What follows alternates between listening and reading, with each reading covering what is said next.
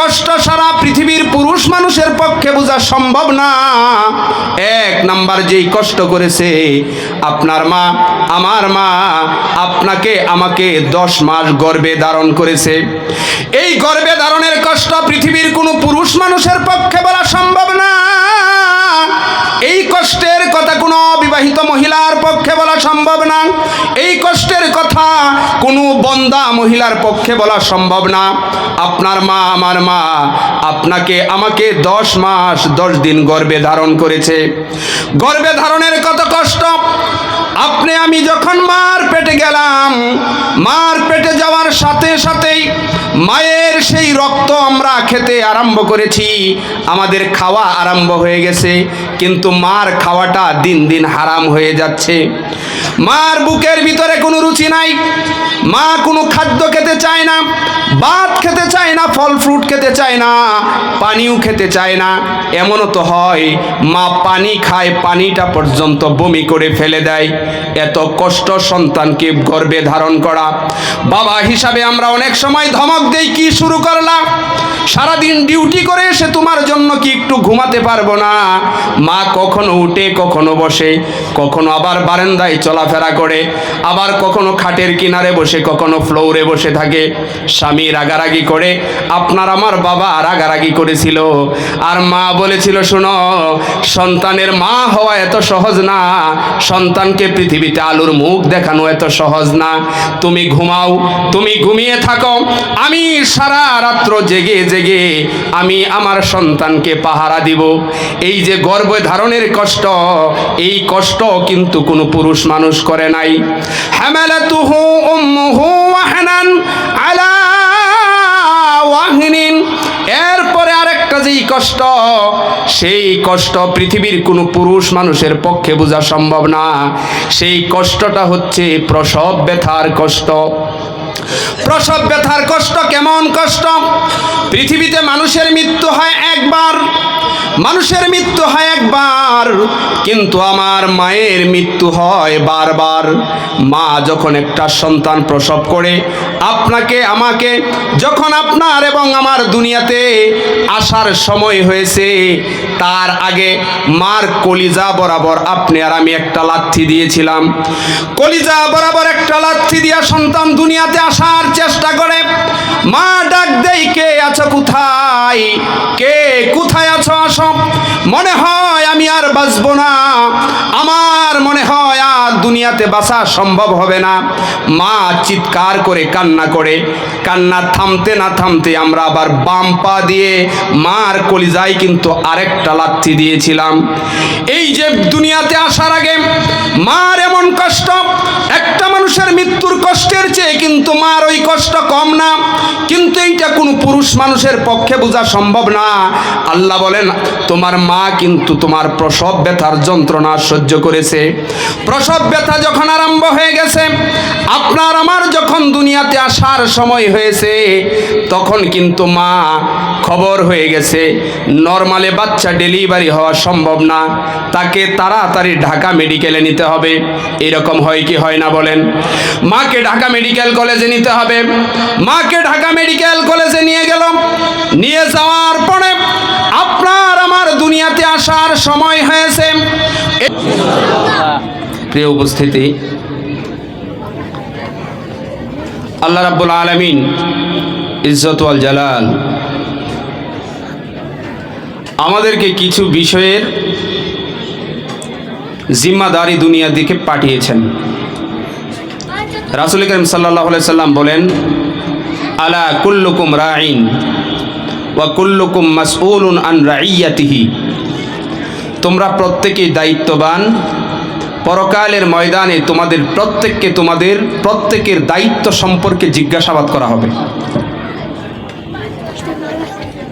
যেমন স্কুলের শিক্ষক হচ্ছে তার ছাত্রদের দায়িত্বশীল, মাদ্রাসার হুজুররা হচ্ছে তাদের ছাত্রদের দায়িত্বশীল, বাবা হচ্ছে সন্তানের দায়িত্বশীল, মা হচ্ছেন স্বামীর সংসারের দায়িত্বশীল। প্রত্যেকটা স্তরে যে যে দায়িত্বে আছে, সেই দায়িত্ব কি সে সঠিকভাবে পালন করলো কি না, পরকালের ময়দানে আল্লাহ তাআলার দরবারে তার হিসাব দিতে হবে। আপনাদের কি বিশ্বাস হয় হিসাব দিতে হবে? এর মধ্য থেকে গুরুত্বপূর্ণ একটা দায়িত্ব হচ্ছে আমরা যারা বাবা তাদের উপরে, যে সন্তান সন্ততিকে ভালো ভালো নসিহত করা। সন্তান সন্ততিকে কি নসিহত করা? ভালো নসিহত করা। আমরা তো নসিহত করি, কিন্তু আমরা নসিহত কাকে করি? নসিহত করি পাশের বাড়ির ছেলেকে, নসিহত করি স্কুলের রাস্তা দিয়ে আসা যাওয়া করে ওই ছাত্রকে, ছাত্রীকে, আর সবচেয়ে বেশি নসিহত করি এলাকার ইমাম সাহেবকে। ঠিক কিনা বলেন? যত দুনিয়ার নসিহত সব গিয়া জমা হয় কোথায়? ইমাম সাহেবের উপরে। কিছু মুসল্লি আছে দেখবেন সারা জীবন কাস্টমসে চাকরি করছে, ঘুষ খায়া জীবনটা শেষ করে ফেলছে, সারা জীবন সুদের ব্যবসা করছে, সারা জীবন অবৈধ পথে ইনকাম করছে, করে বুড়া বয়সে বলে বাবা আমি ভালো হয়ে গেছি। আসলে কি ভালো হয়েছে নাকি ওর আর ওই কাজ করার ক্ষমতা নাই? বলেন তো। টাকা পয়সা অনেক আছে, মসজিদের ছাদ একটা দেওয়ার বাধা ছিল, 5 লাখ টাকা খরচ করে ছাদ দিয়ে দিছে, মাশাআল্লাহ উনি এখন মসজিদের সভাপতি। ঠিক কিনা বলেন? অধিকাংশ মসজিদ এইরকমই চলছে। ওর তো কাম নাই। ইমাম সাহেব টয়লেটে গিয়ে কেন দেরি হইল? ইমাম সাহেব সকালবেলা আসছে, ফজরের নামাজে 2 মিনিট কেন দেরি হইল? মুয়াজ্জিন সাহেব কেন মসজিদটা ঠিক মতো ঝাড়ু দেয় না? সারাদিন খবর নেই, কিন্তু নিজের ছেলে যে 6 ওয়াক্ত গাঞ্জা খায় এই খবর কিন্তু নেয় না। নিজের নাতি যে এলাকার নাম করা ক্যাডার এই খবর কিন্তু নেয় না। নিজের নাতনি যে একটা 14 ছেড়ার লগে কথা কয় ওই খবর নেয় না। কিন্তু খবর সব নেই কার? কিন্তু আল্লাহ রাব্বুল আলামিন রাসূল করিম সাল্লাল্লাহু আলাইহি সাল্লামের মাধ্যমে বলেছেন, সন্তানকে যতগুলি হক বাবার কাছে পাওনা আছে তন্মধ্যে একটা গুরুত্বপূর্ণ হক হচ্ছে সন্তানকে ভালো ভালো নসিহত করা। সন্তানকে কি করা? ভালো ভালো নসিহত করা। নসিহতের ক্ষেত্রে কি নসিহত করতে হবে এইটাও রব্বুল আলামিন ইজ্জত ওয়াল জালাল সূরাতুল লুকমানের 13 নম্বর আয়াতে আমাদেরকে শিখিয়ে দিয়েছেন। সুবহানাল্লাহ বলেন। সন্তানকে 1 নাম্বার, সন্তানকে আল্লাহর সাথে পরিচয় করিয়ে দিতে হবে। সন্তানকে প্রথম পরিচয় করিয়ে দিতে হবে কার সাথে? কারণ যেই সন্তান আল্লাহ চিনে না এই সন্তান আব্বাও চিনে না। যেই সন্তান আল্লাহ চিনে সেই সন্তান আব্বাকেও চিনে। যেই সন্তান আল্লাহ চিনে সেই সন্তান আম্মাকেও চিনে। যেই সন্তান আল্লাহ চিনে সেই সন্তান শিক্ষককে চিনে। যেই সন্তান আল্লাহ চিনে সে পাড়া প্রতিবেশী আত্মীয় স্বজন সবাইকে চিনে। আর যেই সন্তান আল্লাহ চিনে না সে কাউকে চিনে না। ঠিক কিনা বলেন? তাহলে সন্তানকে প্রথম কার সাথে পরিচয় করাতে হবে? বুঝাতে হবে যে বাবা আল্লাহর কিছু পাওনা তোমার কাছে আছে, এই পাওনাগুলি তোমার আল্লাহকে দিতে হবে। সূরাতুল লুকমানের এই 13 নম্বর আয়াতে হযরত লুকমান আলাইহিস সালাম তার ছেলেকে সামনে বসায়া কিছু নসিহত করছিলেন।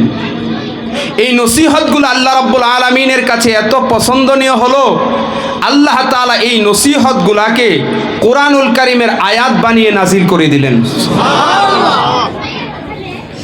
এই নসিহতগুলাকে আমরা শুনবো তিনি কি নসিহত করছিলেন। এই নসিহতগুলো আমরা আমাদের সন্তানকে কি করছি কিনা একটু নিজের বিবেককে প্রশ্ন করেন। লুকমান আলাইহিস সালাম তার ছেলেকে সামনে বসিয়ে নসিহত করেন। তন্মধ্যে 1 নাম্বার নসিহত, إذ قال لقمان لابنه وهو يعظه يا بني لا تشرك بالله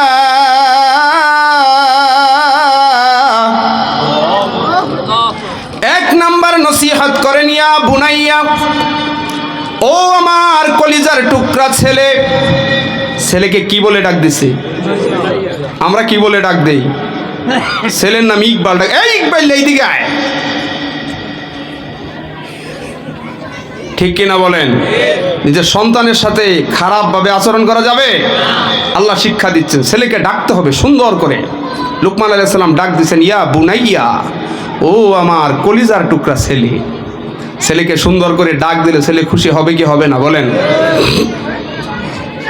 ইয়া বুনাইয়া লা তুশরিক বিল্লাহ,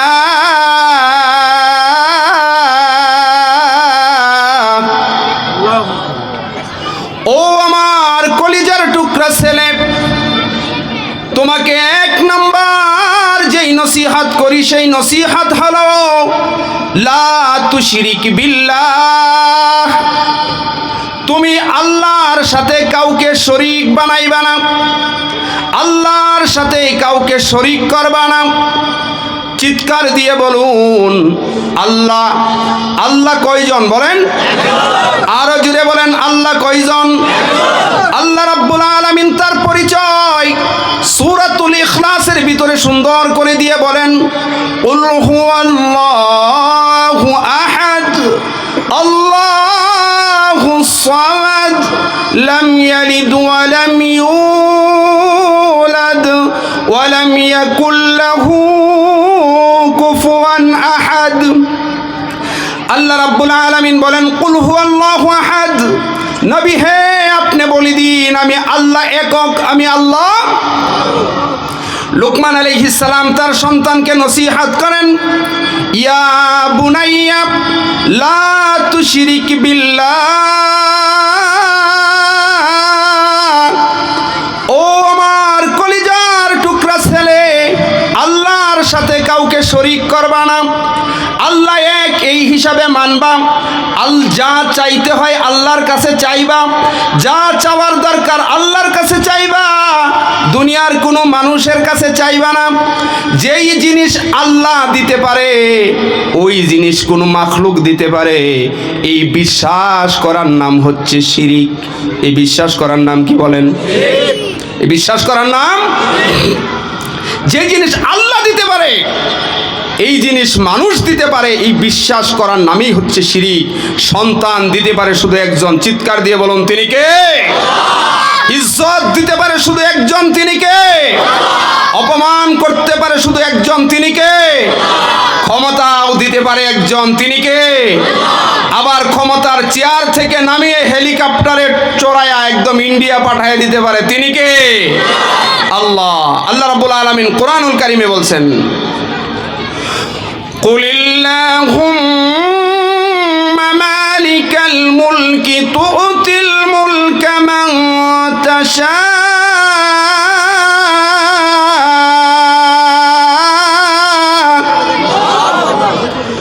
ওয়া তানজিউল মুলকা মিম্মান তাশা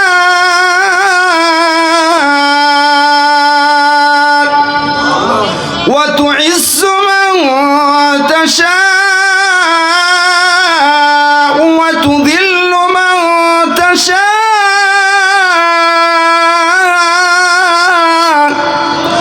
بيدك الخير। الله أكبر। আল্লাহ বলেন কুলিল্লাহুম্মা মালিকাল মুলক, আল্লাহ বলেন নবী হে আপনি বলে দিন ক্ষমতা দেওয়ার মালিক আমি আল্লাহ। ক্ষমতা দেওয়ার মালিক কে? তুতিল মুলকা মান তাশা, আল্লাহ যাকে ইচ্ছা ক্ষমতা দেন। ইউনূস সাহেব জীবনে কল্পনা করছিল দেশের প্রধান উপদেষ্টা হইব? কথা কন না গিয়া, বেটার উপরে মামলা, হাজিরা দিতে দিতে জীবন শেষ। এই বেটা হঠাৎ করে হয়ে গেছে দেশের প্রধান উপদেষ্টা। আর আমগর খালাম্মার ক্ষমতা সারণ লাগবে এরকম কোনো ভাবভঙ্গি আছিল? খালাম্মা নাই। তাহলে ক্ষমতা কে দিতে পারে বলেন? আবার ক্ষমতা থেকে ঘাড় ধরে নামিয়ে দিতে পারে কে? কুলিল্লাহুম্মা মালিকাল মুলক, আল্লাহ বলেন আমি ক্ষমতার মালিক। ক্ষমতার মালিক কে? না জনগণ? যারা গণতন্ত্রকামী তাদের স্লোগান তো হচ্ছে জনগণ সকল ক্ষমতার উৎস। এটা শিরকি কথা। কি কথা বলেন তো? ক্ষমতার মালিক কে? আল্লাহ। ক্ষমতার মালিক মানুষের আবার ক্ষমতা বেশি না, পিছনের রাস্তাটা যদি একটু ঢিলা করে দেয়, 3 বার টয়লেটে গেছে, 2 বার বমি করছে, ও আর বিছনা থেকে উঠতে পারে না, আবার ক্ষমতার মালিক। ঠিক কিনা বলেন? ওইটা তো দূরের কথা, এখানে বসে আছেন না,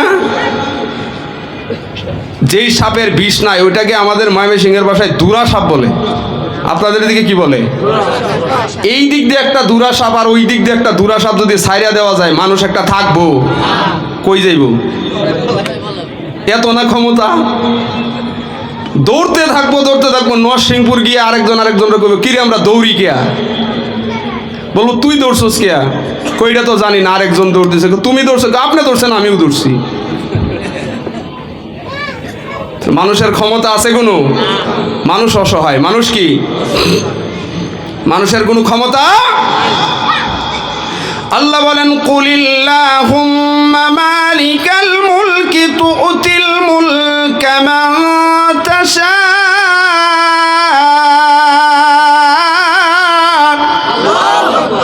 ওয়া তানজিউল মুলকা মিম্মান তাশা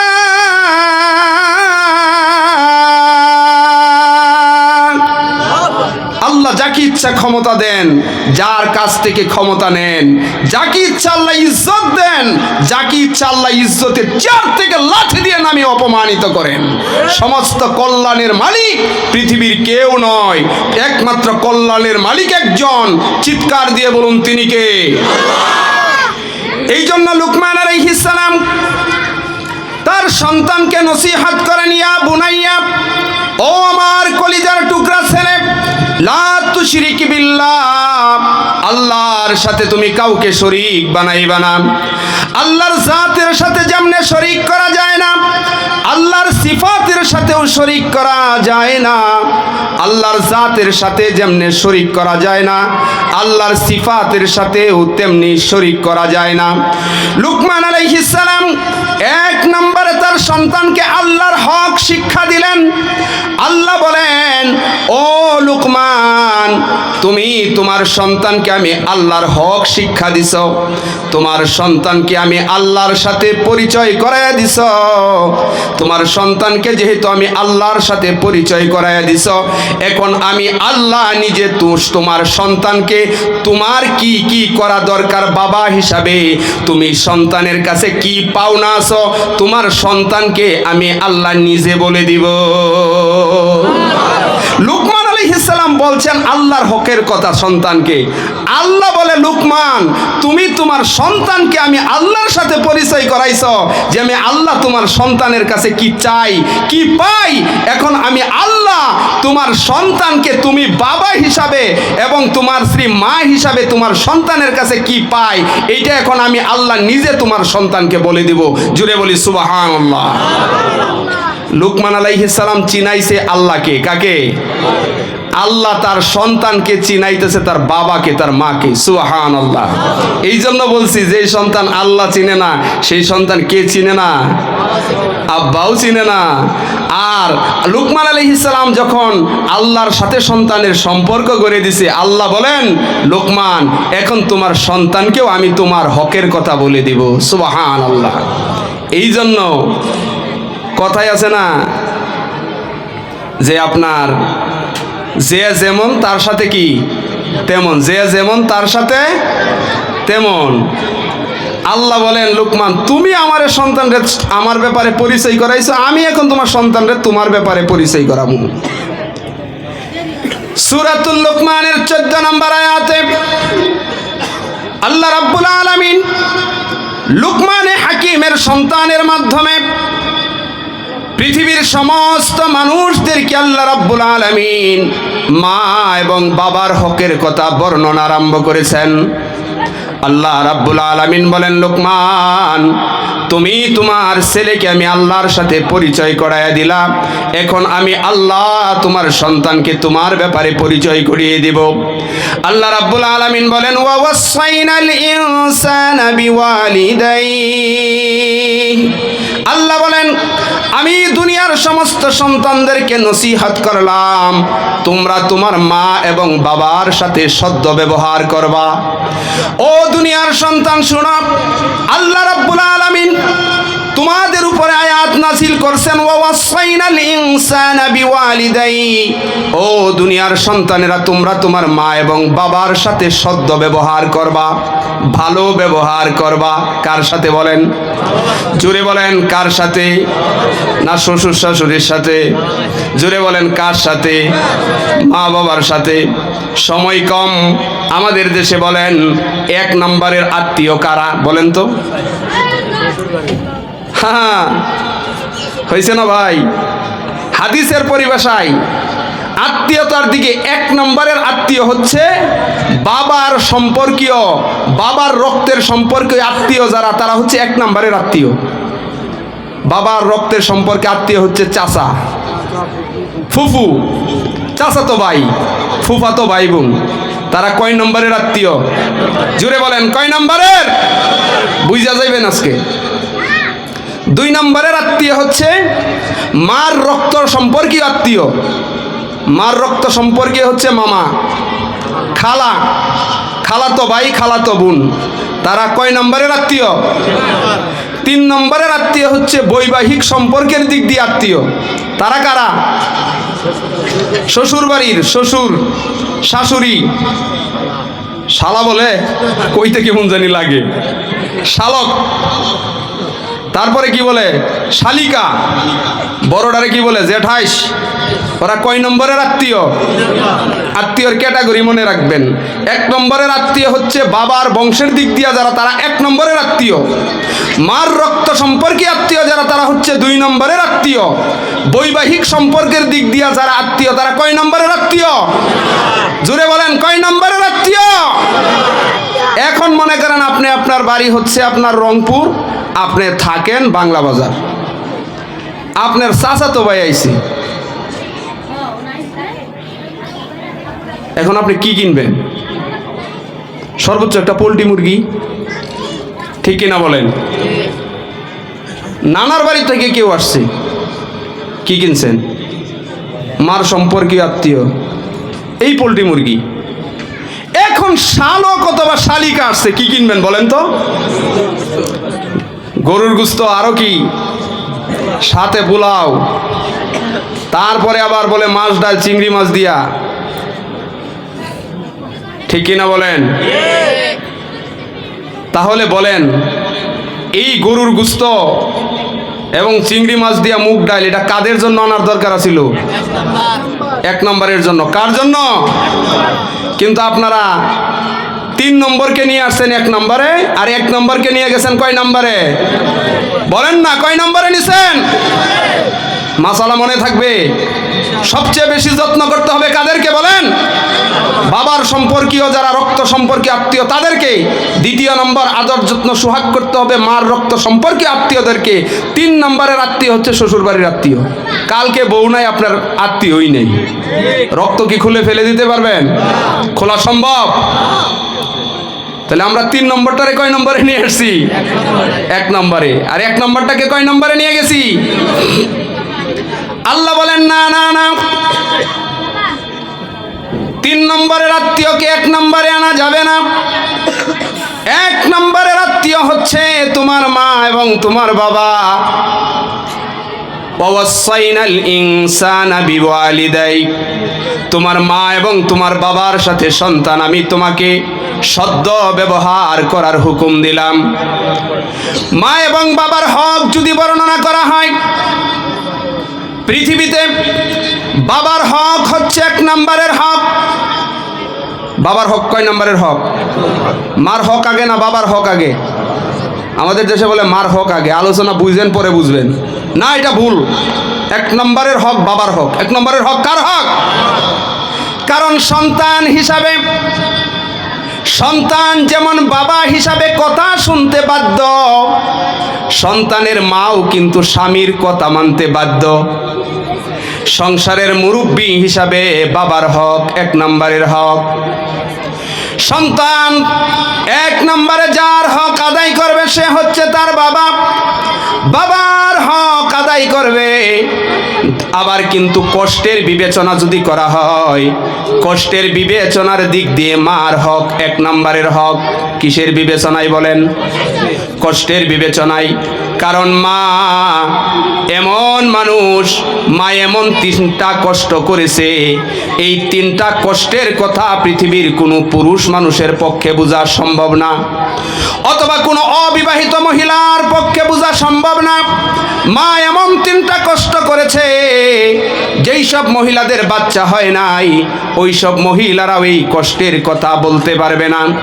আল্লাহ রাব্বুল আলামিন সূরাতুল লোকমানের 14 নম্বর আয়াতের মাঝখানে বলেন, হামালাতুহু উম্মুহু ওয়াহনান আলা ওয়াহনিন ওয়া ফিসালুহু ফি আমাইন। আল্লাহ রাব্বুল আলামিন বলেন, সন্তান, তোমার মা তোমার জন্য এমন 3টা কষ্ট করেছে, যেই কষ্ট সারা পৃথিবীর পুরুষ মানুষের পক্ষে বোঝা সম্ভব না। 1 নাম্বার যেই কষ্ট করেছে, আপনার মা, আমার মা আপনাকে আমাকে 10 মাস গর্ভে ধারণ করেছে। এই গর্ভে ধারণের কষ্ট পৃথিবীর কোনো পুরুষ মানুষের পক্ষে বলা সম্ভব না। এই কষ্টের কথা কোনো অবিবাহিত মহিলার পক্ষে বলা সম্ভব না। এই কষ্টের কথা কোনো বন্দা মহিলার পক্ষে বলা সম্ভব না। আপনার মা, আমার মা আপনাকে আমাকে 10 মাস 10 দিন গর্ভে ধারণ করেছে। গর্ভে ধারণের কত কষ্ট!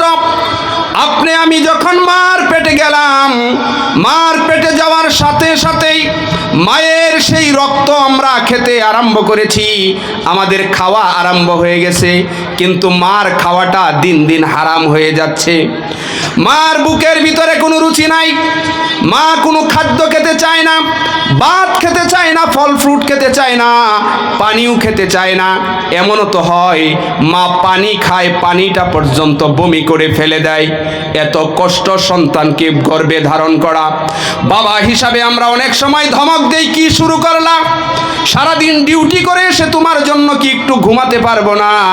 মা কখনো উঠে, কখনো বসে, কখনো আবার বারান্দায় চলাফেরা করে, আবার কখনো খাটের কিনারে বসে, কখনো ফ্লোরে বসে থাকে। স্বামী রাগারাগি করে, আপনার আমার বাবা রাগারাগি করেছিল, আর মা বলেছিল, শোনো, সন্তানের মা হওয়া এত সহজ না, সন্তানকে পৃথিবীতে আলোর মুখ দেখানো এত সহজ না।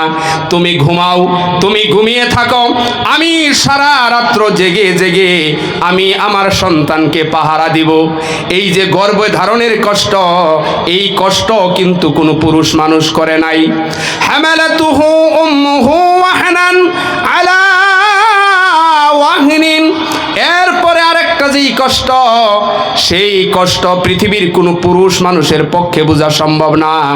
সেই কষ্টটা হচ্ছে প্রসব ব্যথার কষ্ট। প্রসব ব্যথার কষ্ট কেমন কষ্ট? পৃথিবীতে মানুষের মৃত্যু হয় একবার, মানুষের মৃত্যু হয় একবার, কিন্তু আমার মায়ের মৃত্যু হয় বারবার। মা যখন একটা সন্তান প্রসব করে, আপনাকে আমাকে যখন আপনার এবং আমার দুনিয়াতে আসার সময় হয়েছে, তার আগে মার কলিজা বরাবর আপনি আর আমি একটা লাথি দিয়েছিলাম। কলিজা বরাবর একটা লাথি দিয়া সন্তান দুনিয়াতে আসার চেষ্টা করে। মা ডাক দেয়, কে আছো কোথায়? কে কোথায় আছো? আসো। মনে হয় আমি আর বাঁচবো না, আমার মনে হয় আর দুনিয়াতে বাঁচা সম্ভব হবে না। মা চিৎকার করে কান্না করে, কান্না থামতে না থামতে আমরা আবার বাম পা দিয়ে মার কলিজায় কিন্তু আরেকটা লাথি দিয়েছিলাম। এই যে দুনিয়াতে আসার আগে মার এমন কষ্ট, একটা মানুষের মৃত্যুর কষ্টের চেয়ে কিন্তু মার ওই কষ্ট কম না, কিন্তু এইটা কোনো পুরুষ মানুষের পক্ষে বোঝা সম্ভব না। আল্লাহ বলেন, তোমার মা কিন্তু তোমার প্রসব ব্যথার যন্ত্রণা সহ্য করেছে। প্রসব ব্যথা যখন আরম্ভ হয়ে গেছে, আপনার আমার যখন দুনিয়াতে আসার সময় হয়েছে, তখন কিন্তু মা খবর হয়ে গেছে নরমালে বাচ্চা ডেলিভারি হওয়া সম্ভব না, তাকে তাড়াতাড়ি ঢাকা মেডিকেলে নিতে হবে। এরকম হয় কি হয় না বলেন? মাকে ঢাকা মেডিকেল কলেজে নিতে হবে। মাকে ঢাকা মেডিকেল কলেজে নিয়ে গেল। নিয়ে যাওয়ার পরে আপনার আমার দুনিয়াতে আসার সময় হয়েছে। এই মুহূর্তে ডাক্তার বলছে এখন যদি রুগীকে অপারেশন করতে হয় রক্তের প্রয়োজন হবে, কারণ মার ব্লিডিং হতে হতে হতে হতে শরীরে আর কোনো রক্ত নাই। কিন্তু গ্রুপের সাথে রক্ত মিলে না। গ্রুপের সাথে সারা বাংলাদেশের ব্লাড ব্যাঙ্কগুলোতে যোগাযোগ করেও যখন কোনো রক্ত পাওয়া যায় না, ডাক্তার ঘোষণা দিয়েছে হয়তো মাকে বাঁচানো যাবে, নচেৎ সন্তানকে বাঁচানো যাবে, দুইজনকে একসাথে বাঁচানো সম্ভব না। তখন কিন্তু মা বলে না, আমার সন্তানকে মারা যাবে না, প্রয়োজনে ডাক্তার আমাকে মেরে ফেলুন, কিন্তু আমার সন্তানকে আপনি পৃথিবীতে আলোর মুখ দেখান, আমার সন্তান দুনিয়াতে বেঁচে থাকুক।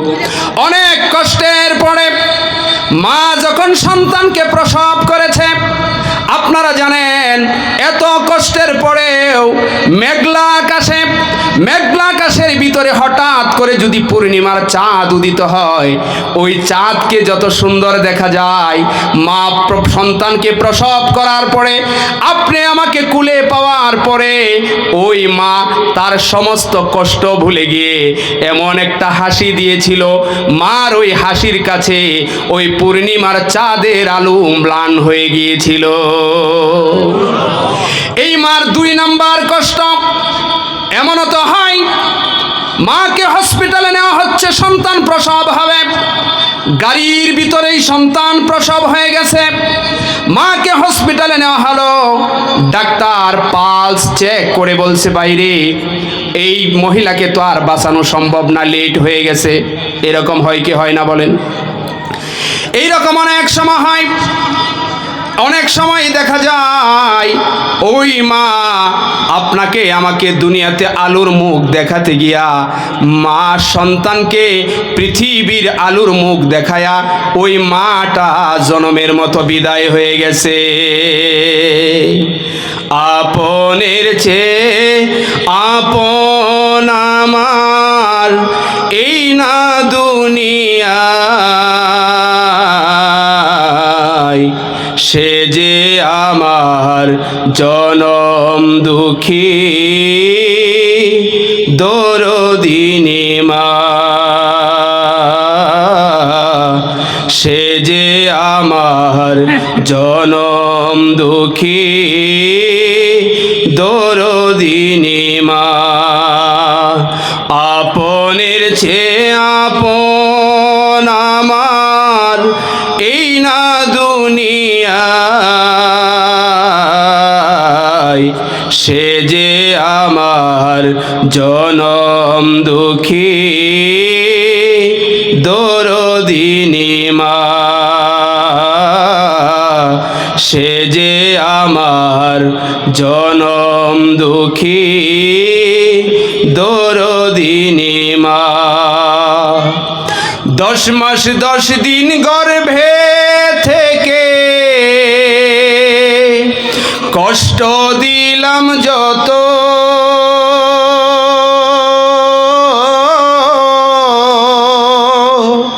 কুলে পে ভুলে গেল ব্যথার পাহাড় যত, নিজে না খেয়ে মা, নিজে না খেয়ে মা সন্তানকে খাওয়ায়, সে যে আমার জনম দুঃখী দরদিনী মা, সে যে আমার জনম দুঃখী দরদিনী মা। সকলে বলি মারহাবা। আমি বলতেছিলাম মায়ের 2 নাম্বার হক। মায়ের 2 নাম্বার যেই কষ্ট করেছে তা হচ্ছে প্রসব ব্যথার কষ্ট। এইটা কোনো পুরুষ মানুষের পক্ষে বোঝা সম্ভব না। 3 নাম্বার যেই কষ্ট মা করেছে সেইটা হচ্ছে ওয়াফিসালুহু ফি আমাইন। মা, আপনার মা, আমার মা আমাদের সবাইকে দীর্ঘ 2 বছর নিজের রক্ত পানি করা দুধ পান করাইছে, ঠিক কিনা বলেন? মা আপনাকে আমাকে দুধ পান করাইছে। আপনারা জেনে থাকবেন আমরা যখন যখন মায়ের পেটের ভিতরে ছিলাম তখন কিন্তু আমরা পৃথিবীর ভাত খাইতে পারি নাই, রুটি খাইতে পারি নাই, পৃথিবীর কোনো খাদ্য আমরা খাইতে পারি নাই। আল্লাহ তাআলা মায়ের জরায়ুর সাথে আমাদের নাভিটাকে কানেক্ট করে দিয়েছিলেন। মার শরীরের যেই রক্ত আছে এই রক্তকে আমরা কুরে কুরে মায়ের পেটের ভিতরে খেয়েছি। এই জন্য দেখবেন গর্ভধারিণী মায়েদের কিন্তু রক্ত শূন্যতা দেখা দেয়, কারণ একজন মানুষের রক্ত দুইজন চলতেছে। মায়ের রক্ত শূন্যতা দেখা দেয়। এই রক্ত কিন্তু 10 মাস 10 দিন আপনারা আমি খাইছি, আমি মায়ের রক্ত পান করেছি। পৃথিবীতে একজন মানুষ যার রক্ত আমরা খেয়েছি তিনি আর কেউ না, জুড়ে জুড়ে বলেন তিনি কে? তিনি আমার মা। জুড়ে বলেন কে? জুড়ে ডাক দেন, মা বলে ডাক দেন। তিনি কে বলেন? মা।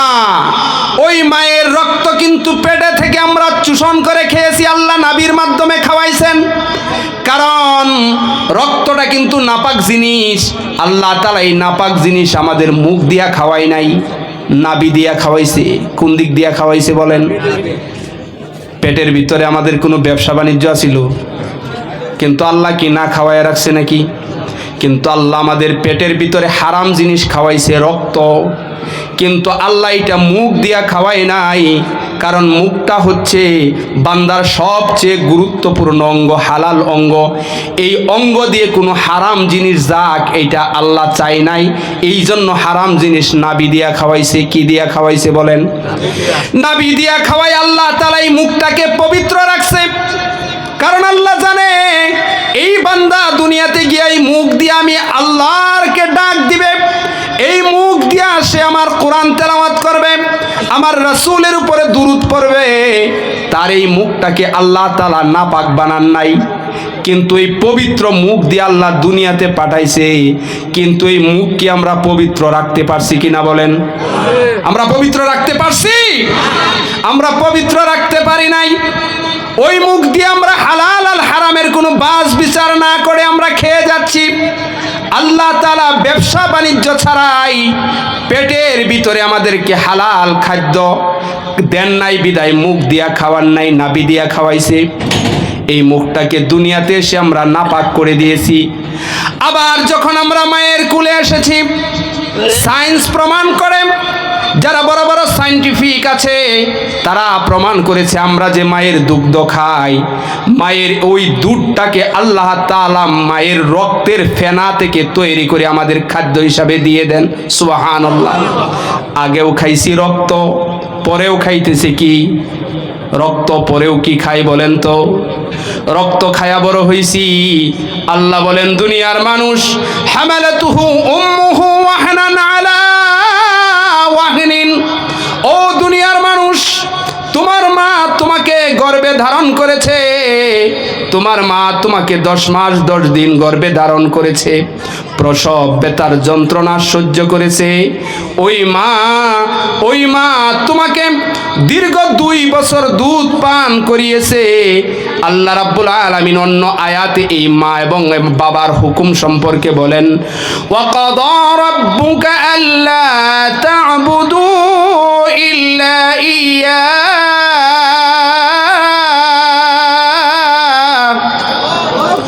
ওয়া বিল ওয়ালিদাইনি ইহসানা ইম্মা ইয়াবলুগান্না ইনদাকাল কিবারা আহাদুহুমা